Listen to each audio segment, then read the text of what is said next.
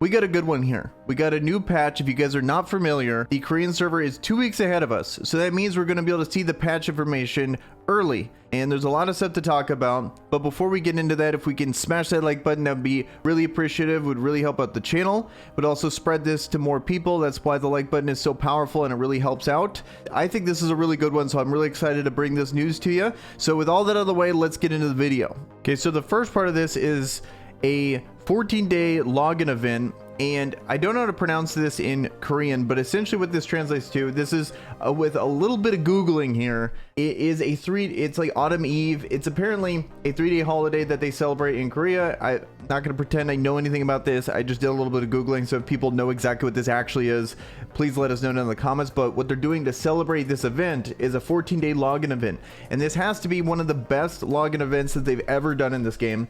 If we look at it here, we got day 1, Awakening Stones, 200,000 gold, 300,000 experience, 1 option change stone, and then a Princess Edict. This is something that you could use for another attempt for merchandise. Then 10 hero crystals, which is pretty good. Then on day 7, we get 2,700 gems. That's a free 10 pull there.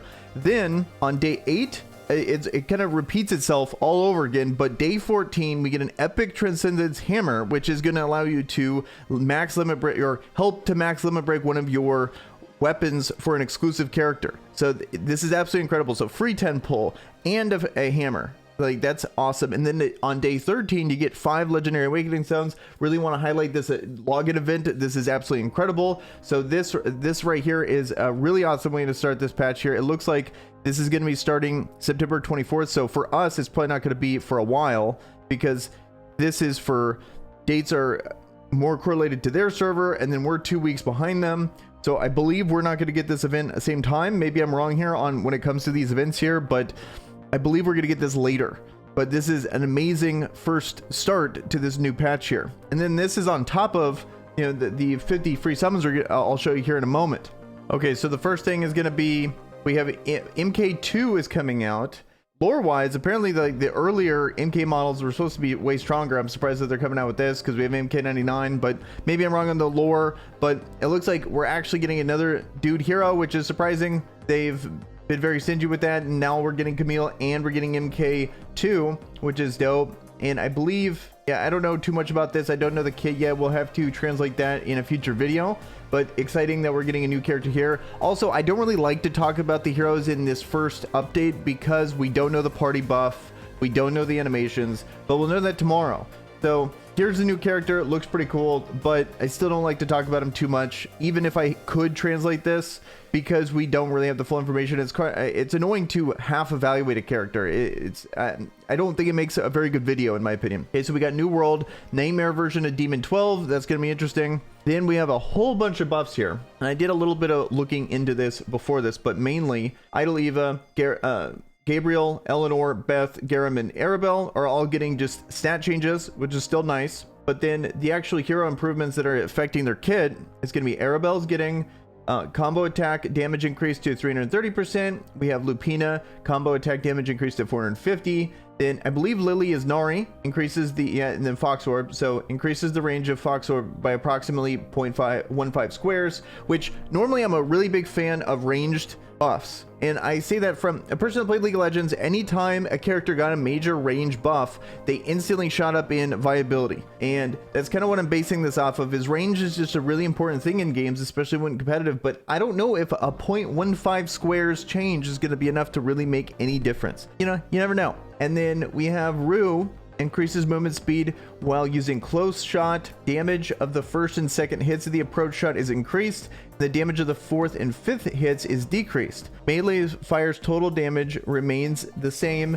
Charge time reduced from 7 seconds to 6 seconds, and then linkage damage judgment time is advanced by 0.1 seconds. So I believe that last part is how quickly your chain skill goes down, so it's not so delayed, because I believe it's the package that's throwing that present at the enemy. I think that is going to speed that part up. But the major part I like about this is in the beginning of the damage, the first and second hit that damage is getting increased. And from a PvP perspective, having the damage overloaded in the front is fantastic. A classic example of that kind of move is going to be future Princess. She doesn't have an attack cancelization like Future Princess does, but having that upfront damage is really impactful in making a character good in their attack animation.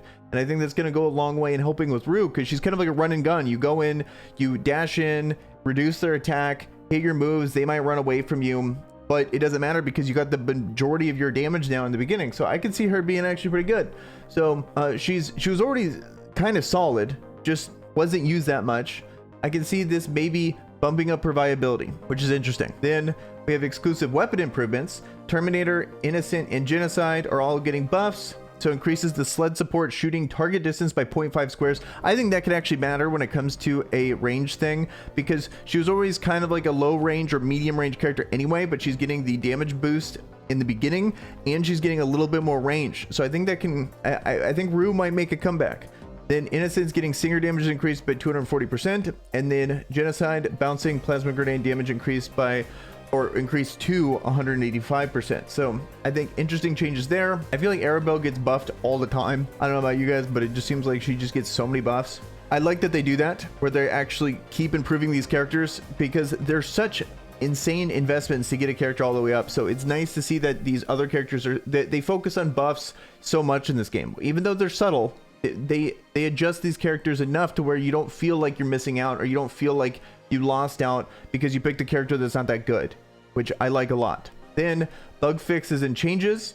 When Android MK99 is equipped with a Mega Blaster, the weapon skill level is changed from 5 to 4, the same as other rifle only weapons. The attack power and charging time are the same as before. So I don't know if that's even a change. The weapon skill level changed from 5 to 4. If anything, usually I associate like the weapon skill level as how much it takes a weapon to be able to put you in an ailment state, but the attack power and the charging time are the same as before. But even that is not really consistent, because the weapon level, I would see Future Princess be a 7, and then I was thinking, okay, it's a 7 in weapon power, or weapon level, so that's why she can put someone in an ailment state in one move. But then there's other characters that have a level 7 weapon number or weapon skill level, and then they can't put someone in an ailment state in one move. So I don't know what it means, and they're saying everything's the same. Maybe it's just a bug, maybe it's just lined up and it was literally just a visual bug from 5 to 4. I have no idea. And we have the new Labyrinth or Tower of Horizon, which, you know, co-op map has been changed. It's totally normal. Addition and change of beginner mission. It's usually common. They've been updating that usually with every patch. Let's see if there's anything actually exciting here. New collection bonus. So if you go for the new character, you're going to get a stat increase like normal. The bug fixes, it's too much to really go over here. That's something, if you want to read the patch notes, definitely go over, but this would be such a boring video if I actually read these off. Then the packs I don't like to talk about, even though I do spend money on the game. I don't like to talk about it here, because what's the point of talking about a pack if I don't know how much money they cost? We got some new products, so this is also more limited time packages. Then this is one of my favorite packs in the game, is the this is one of my favorite packs in the game, the 5,000 gems for a Transcendence Hammer. This is absolutely amazing. I try to snap by this every single time you have it, so seeing this 2 weeks in advance, because saving 5,000 gems is hard, especially if you're pulling for the current hero. The current hero is amazing, and I think a lot of people are going to be cleaned out, but you do have 2 weeks if you're not on the Korean server to be able to actually pull for this. So I would recommend going for it if you can. Then the best part of this 50 free summon event for this event, and like I was saying earlier, there's going to be a 14-day login event plus a 50 free summon event for this. So they're really going all out on this. And then here is the attendance event that we were talking about earlier. But seeing the specifics, it looks, you can kind of just ignore this, where it's like, oh, here's an attendance event, but then you actually see what it is, and the attendance event is amazing. So the missed opportunity to make this look a lot better. And then we got a pickup summon, but pick it up. 2 pickup summons for new and existing heroes are in progress. For more information about the event, okay, so it looks like they don't talk about the other characters in the banner, but this is a dark hero, so probably going to be other dark heroes with it. Then also they're adding the super costume that I believe was only available on the Chinese server or the Japanese server, I forget. It's being brought here, which is great as well, and it's for, I believe this is a Future Princess one. So dope. I'm glad that we're actually getting it. I was thinking it was going to be an exclusive to one of those other things, but I'm glad that they're bringing it through. So it coming here means that eventually it will be on the NA server in about 2 weeks. And then Coco. Oh, so the Guardian Pass, you'll get Coco, and I believe this means is going to be Coco's exclusive weapon. She's one of the best 2-star heroes, so if you were building a water team, like let's say Garam's one of your main characters, having Coco with their exclusive weapon is fantastic. Also, I use Coco's exclusive weapon on other characters in raid environment. For example, I put it on Lucy, for example. And was able to put her in water teams because there's a lot of raid characters that are actually pretty splashable when it comes to the type of damage. So this is a very useful weapon that I use Coco all the time in the beginning when I needed a water team, and when I was first starting getting into raiding. I would say that's probably the most accessible water team. Water team's the most accessible raid team you could possibly get because there's 2 rare heroes that are actually viable on that in Elvira and Coco. Then later you can diversify into other characters. Being able to get this exclusive weapon I think is really good for people because of just how good it is. Plus Coco very exclusive, very accessible because she is a rare hero. So wanted to call that out because I think that for a lot of people that are just starting or in the mid game, this can be very helpful. Then we got the costumes here. Let's see if there's anything dope. It looks like Camille, I was kind of bummed out that Camille didn't get a costume on this one, but it looks like they got him here. The MK2 has a costume, and all the other ones are older ones. Then looks like we have a couple new ones here on the weapon ones. This is one of my favorite ones. This is kind of the cushion with the gun on it. Overall, nothing too crazy when it comes to the new costumes. I kind of like the mic, but other than that, you know, that none of them stand out to me.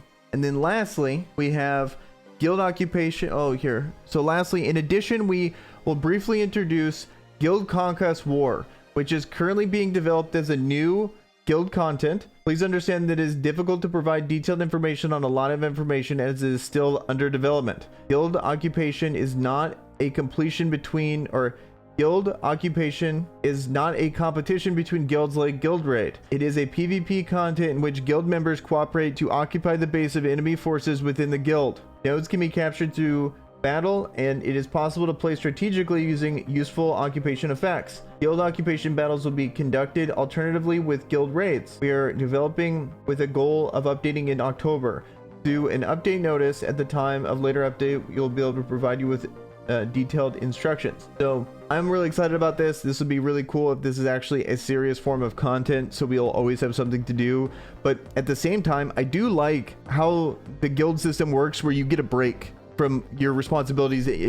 I think it really helps with burnout. So if you're going to be in a decent to competitive guild, you're going to have to play every single day for the 14 days that the guild raid is going on. But then you don't really have that many obligations for your guild in the meantime, and that's usually about a week or 2.